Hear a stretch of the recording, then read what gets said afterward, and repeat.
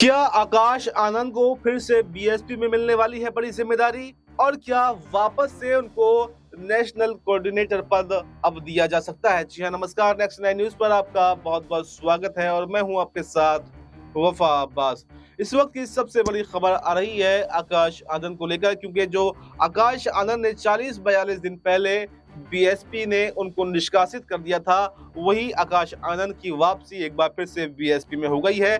और तत्काल यहाँ पर वरिष्ठ पद अधिकारियों और नेताओं की बैठक यहाँ पर मायावती ने बुलाई है और उसमें चर्चाएं ये चल रही हैं कि आकाश आनंद को फिर से एक बड़ी जिम्मेदारी सौंपी जा सकती है। वहीं पर एक बड़ी खबर ये भी सामने निकल करके आई कि गृह मंत्रालय ने आकाश आनंद की जो सुरक्षा थी, जो वाई कैटेगरी की सुरक्षा दे रखी थी, क्योंकि जब वो नेशनल कोऑर्डिनेटर के पद पर तैनात थे, लेकिन अब उनके पास में कोई भी पद नहीं है, तो उनकी कैटेगरी, वाई कैटेगरी की जो सुरक्षा थी, वो भी वापस ले ली है। तो ऐसे में एक झटका भी यहाँ पर आकाश आनंद को और मायावती को लगता हुआ दिखाई दिया। लेकिन क्या वापस से अगर उनको बड़ी जिम्मेदारी पार्टी के अंदर दी जाती है, वाई कैटेगरी की पार्टी के अंदर नेशनल कोऑर्डिनेटर बनाया जाता है, तो क्या वापस से गृह मंत्रालय उनकी सुरक्षा बढ़ाएगा? क्या वापस से उनको जो वाई कैटेगरी की सुरक्षा मिली हुई थी, क्या उनको वापस से वो कैटेगरी की सुरक्षा दी जाएगी? और आखिर क्या मायावती चाह क्या रही हैं?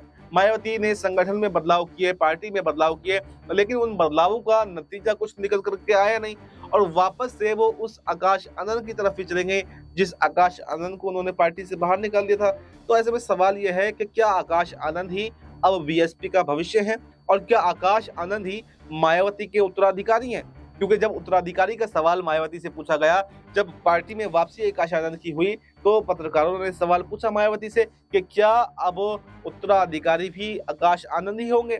लेकिन इस पर मायावती ने सीधे-सीधे कोई स्पष्ट जवाब नहीं दिया। उन्होंने कहा, जब तक मैं जिंदा हूं तो किसी उत्तराधिकारी की जरूरत नहीं है और मैं बिल्कुल काशीराम जो थे उनके आदर्शों पर चल रही हूं, उन्हीं के आधार पर मैं पार्टी को बनाए हुए हूं और हमें किसी भी उत्तराधिकारी की जरूरत नहीं है। लेकिन वापस अटकलें ये लगाई जा रही हैं कि यहाँ पर उत्तराधिकारी भी मायावती के आकाश आनंद ही होंगे। लेकिन आकाश आनंद आने वाले चुनावों में कुछ कर पाते हैं, कुछ अच्छे नतीजे ला पाते हैं या नहीं ला पाते हैं, ये देखना काफी दिलचस्प होने वाला है। और अगर नहीं लाते हैं तो यहाँ पर आकाश आनंद एक बार फिर से बीएसपी से बाहर होते हुए भी दिखाई दे सकते हैं।